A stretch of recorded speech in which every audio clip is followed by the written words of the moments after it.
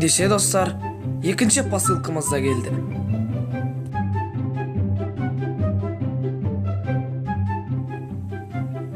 Екінші сәлемдеме. Бізге оны ашу үшін алдымен қайшы керек. Ең басты нәрсе құрал. Яғни кеттік ендеше ашатын болсақ, міне екінші посылка. Бұл да Қытайдың қаптамасымен қапталған. Ендеше ашып көрелік. Ашатын жері осы сияқты міне. Так, ашатын болсақ, міне.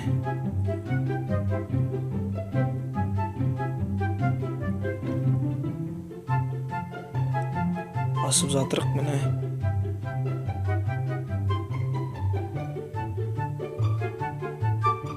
Міне, ішінде әдеттегідей бірінші посылкадағыдай, яғни сәлемдемедегідей ақ матамен оралған. Ендеше оның ішінде не бар екен? Мен өзім шынымды айтсам білмеймін. Бұл сағат екен. Сағат. Қытайдан бізге келген сәлемдеме, бұл сағат екен. Міне, ендеше сағат. Ендеше бұны ашып көрейік, жасай ма, жасамай ма екенін білейік енді. Бұл сағат.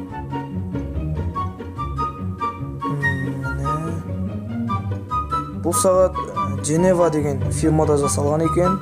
Қазір фокус алып көрсетсек, міне.